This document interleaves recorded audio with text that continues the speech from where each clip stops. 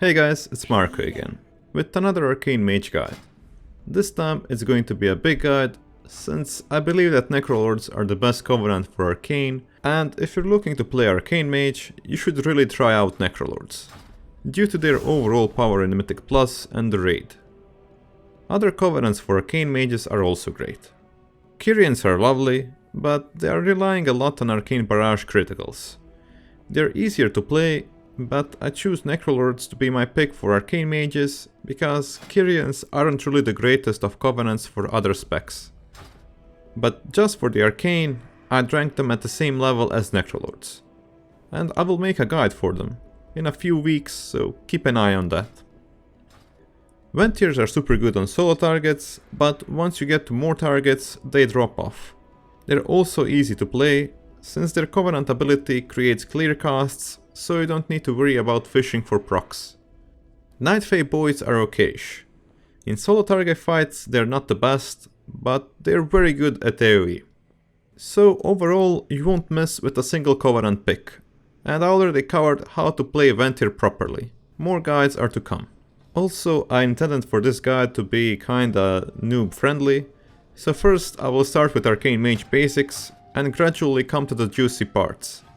You'll have all the needed timestamps on the video and in the description. But before I start with the introduction to Arcane Mages, make sure that you hit that like button and subscribe for more content. Arcane Mage basics. It actually took me quite a while to figure out how to start the basics and the whole explanation to a new player who has never touched Arcane Mage. So I hope that this will be simple and understandable. Arcane Mage main resource is mana, and usually the more mana you spend, the more damage you deal. Other important resource which repels players from playing Arcane Mages are Arcane Charges. But this resource is quite simple. The cap of the charges is 4, and it's managed by 2 filler spells and 2 filler cooldowns. Arcane Blast is the main filler spell for solo targets, while Arcane Explosion is the main filler spell for AoE. You can remove all the charges with Arcane Barrage, which is the only charge consumer. So no matter the content, you're always consuming the charges with Arcane Barrage. Now comes the interesting part. The more Arcane charges you have, the more powerful your Arcane Blast becomes. Every charge that you get, your Arcane Blast does more damage, has a shorter cast time, and most importantly, it costs more mana. And you have to manage your mana efficiently. You want to have a good mana level for your cooldown phases. To help with the mana issue, there is Arcane Barrage. It relieves you of your arcane charges, and the more arcane charges you had, it is going to give you back a bigger portion of your mana pool. It's also going to hit harder for more consumed arcane charges, and for each charge consumed, it hits additional target. So if you consume 0 charges, it will do small damage, and it's only going to hit your primary target. When you have 1 charge, it hits an additional enemy. Barrage is capped at 4 charges when it hits 4 additional enemies. So it will hit your primary target plus 4 targets closest to it. The hardest thing now is to play around your mana level. I prefer to stay at about 70% of my mana when I'm not using my DPS cooldown. So you will usually just be casting 4 to 6 Arcane Blasts, depending on your mana situation, followed by Arcane Barrage.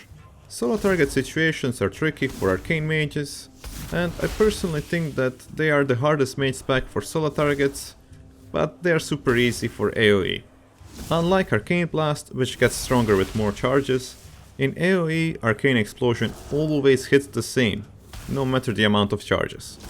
So in AoE you have a simple rotation of hitting 4 Arcane Explosions to gain 4 Arcane Charges and consuming the charges with Barrage. With this rotation you will always be at full mana.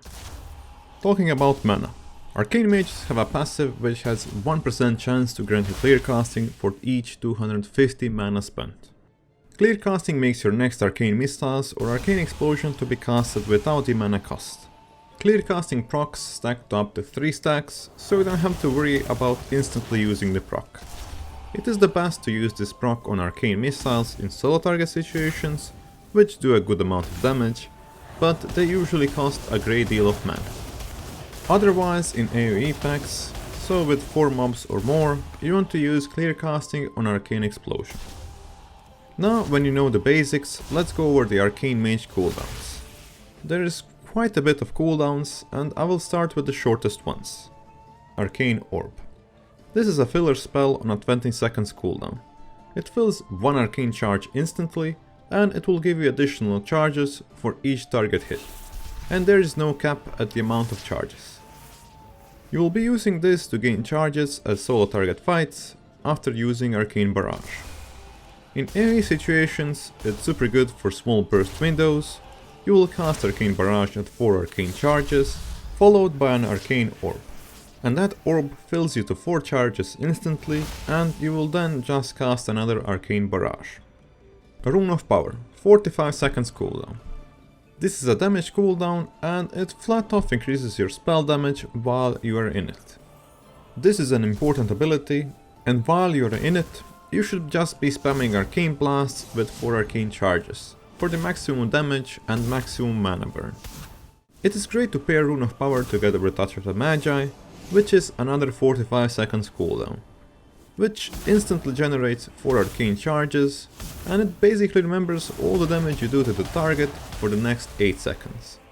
And after those 8 seconds, it explodes, dealing a huge chunk of damage. Next up, we have Presence of Mind. This is a 1 minute cooldown, and it makes your next 3 arcane blasts instant casts. This is a nice cooldown needed when you have to move or you want to build your arcane charges fast with Arcane Blast. You can also use it to fit in an additional Arcane Blast to your Touch of the Magi. It is a very versatile ability, but always remember that casting Arcane Blast at 4 arcane charges is the same as the instant cast, since your cast will be as long as your global cooldown. Evocation, 90 seconds cooldown. This is a big save button, and you should use this when you're about to finish off your mana to charge your mana back to full. Or almost back to full.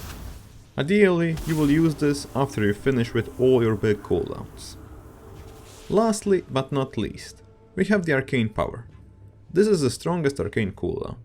It has a 2 minute cooldown, and it just reduces your mana cost, increases the damage you do, and spawns a Rune of Power under your character.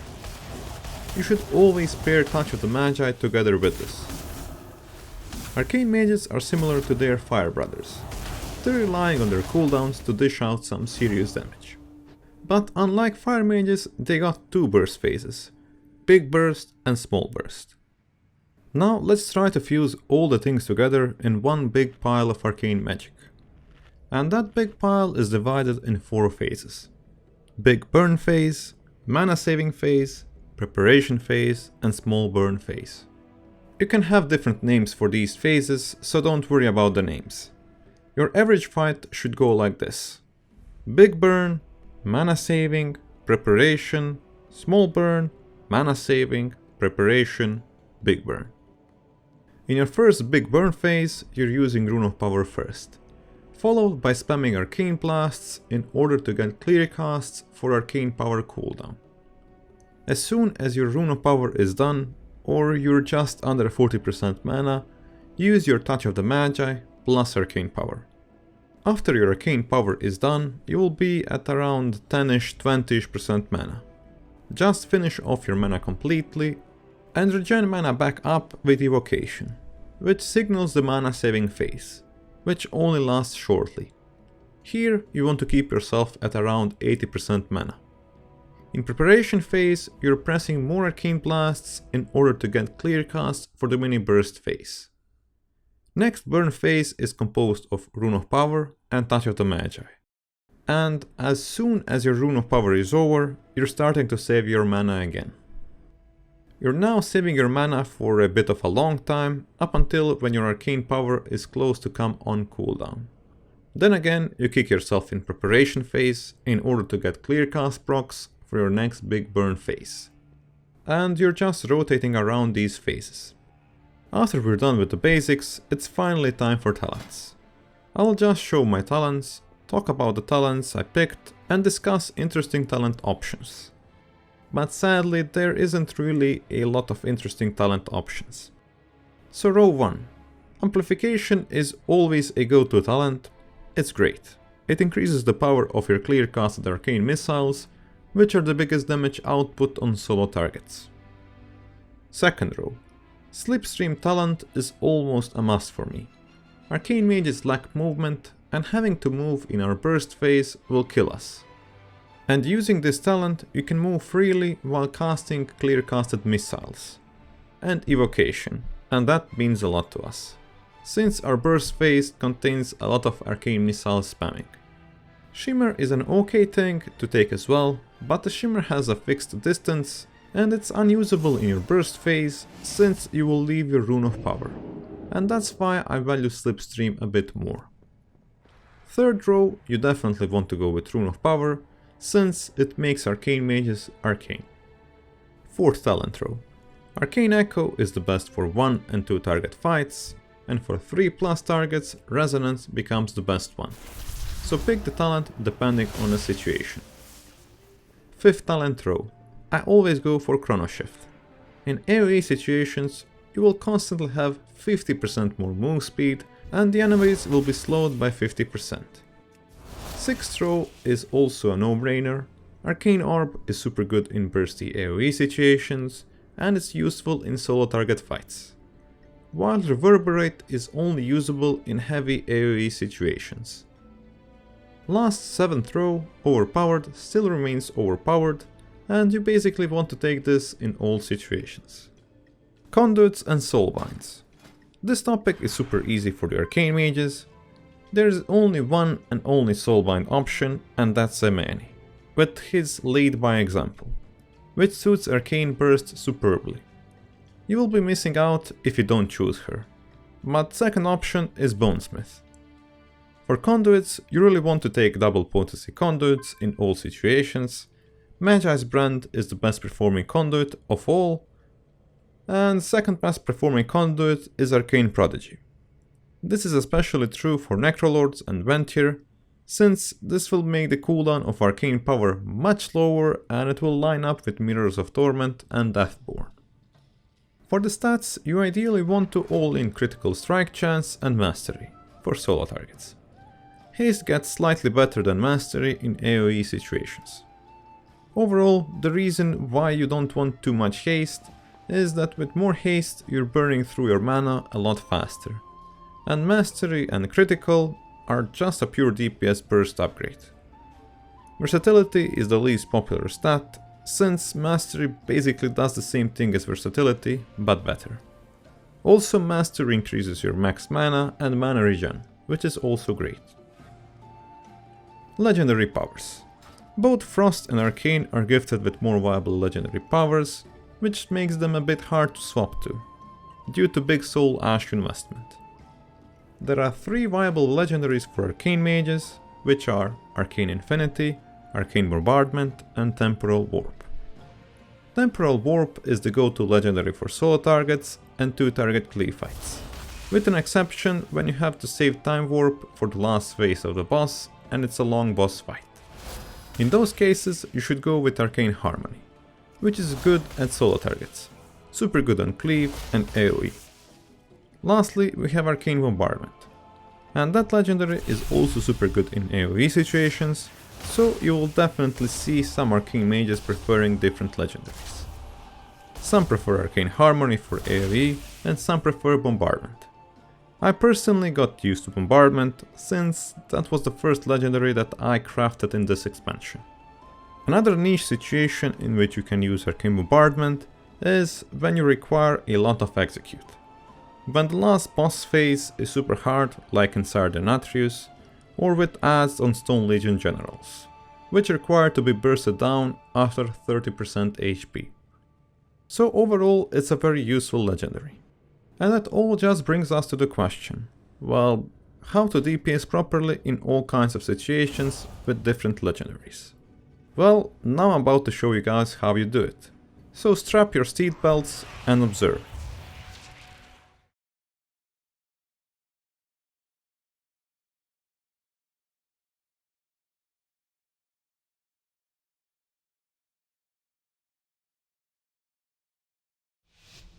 Five, 4, 3, 2, 1.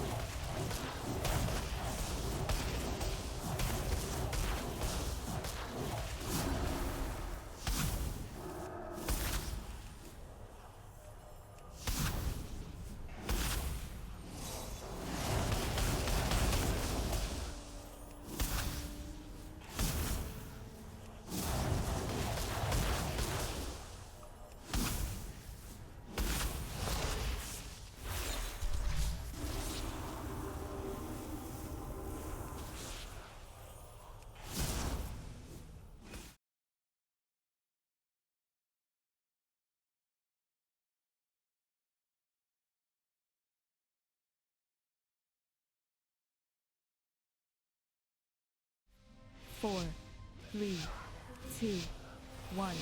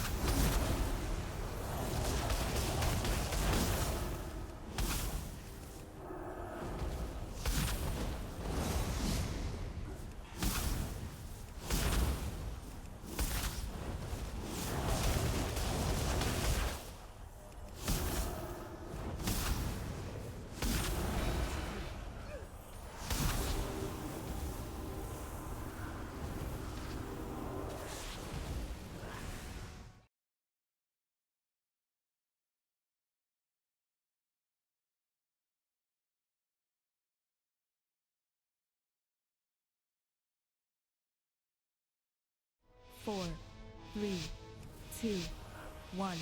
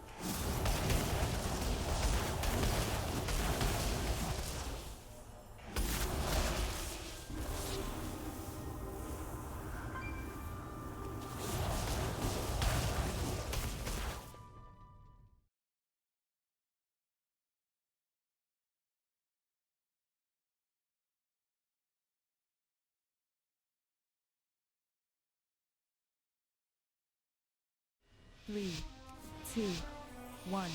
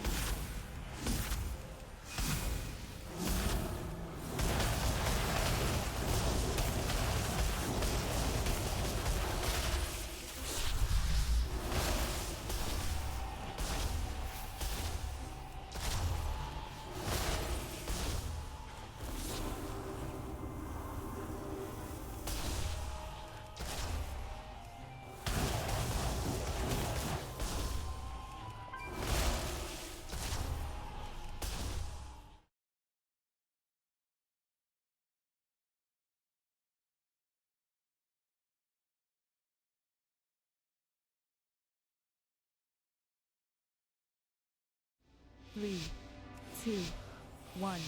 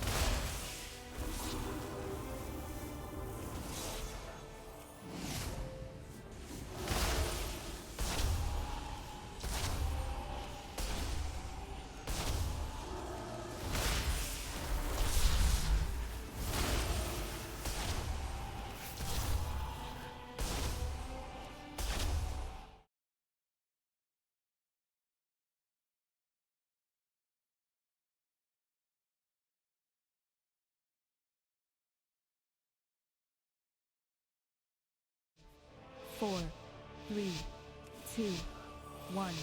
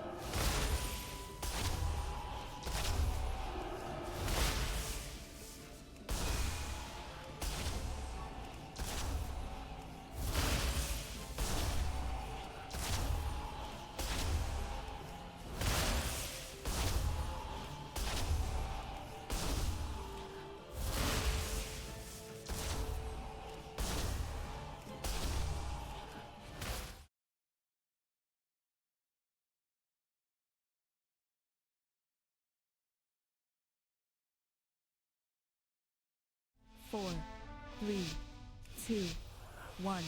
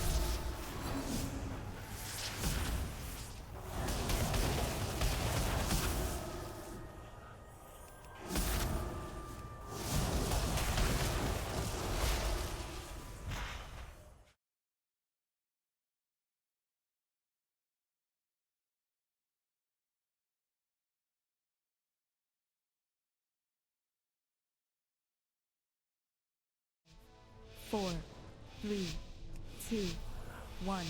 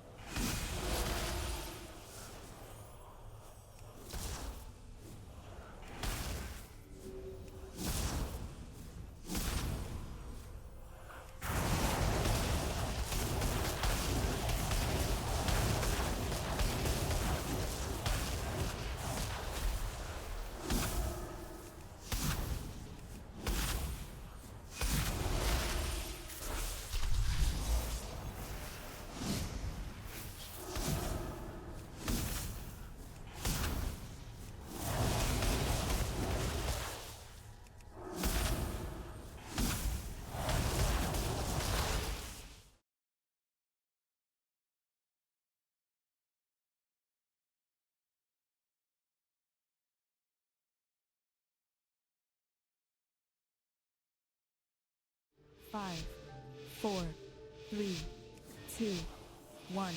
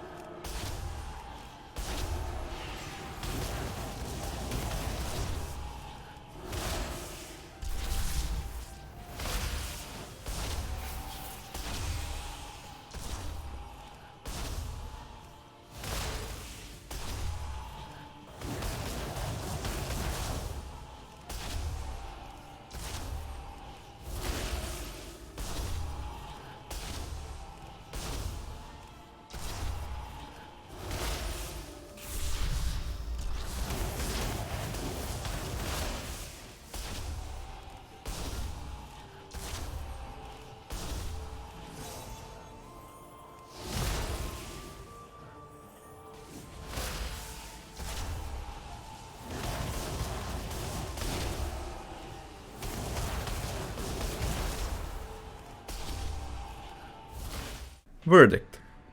Arcane Mages are great. My favorite Covenant for them is Necrolords, since the Covenant ability is super cool and unmatched when it comes to cleave. You should be able to join any group on any week. If you come by my Twitch channel, you would see that I always end up on top of the DPS meter for the whole dungeon. I had 8.8k DPS in Mists plus 17, 8k overall DPS in the other side plus 16 on fortified weeks. I know those keys aren't the highest, but my gear isn't super good for Arcane Mages, because I have too much versatility. So the number output could be even higher. I prefer to play Arcane over Fire in Mythic Plus, because Arcane has more cooldowns and basically every pack you will have something up. Also, the AoE without CDs is still pretty great, and Prideful is such a godlike tool for Arcane Mages, since you won't be running out of mana for a minute. The only downside of Arcane is the fact that they don't have cheat death and have to be super close or at medium range to do DPS. So for Mythic Plus, I believe that Arcane Mages are the best spec for pugs. You don't need to bag a tank for huge pulls like fire, and you don't need to cry every time when a tank moves your mobs out of Blizzard. I really have no problems with playing Arcane in Mythic Plus, and my teammates are always amazed by the DPS output. When it comes to the raid situation, I believe that Fire Mages are a bit better than Arcane Mages, but not by a lot. You will still be near the top of the food chain, and your DPS will be enough for 99.9% of the guilds. Of course, given that you know how to play the spec properly. There isn't a single fight in the raid in which Arcane is going to suck, even on Sire Denatrius. On Sire, they won't do the highest damage in the padding phases, but when it's needed in the execute phase, they can dish out some serious damage, together with Arcanic Cult. But that's it for the video. Don't be afraid to try out Arcane, even if you don't have the correct gear for them. Start living the Arcane dream. And I must say again, if you enjoyed the video, please leave a like and consider subscribing, it will help me a lot. Also, if you want to see me play live, visit me on my Twitch page, linked into my description. And if you want to help me with creating more content, and helping me to reach my dream of working this full time, please visit my Patreon page for more support. The link is also in the description. Thank you all for watching, and until next time, take care.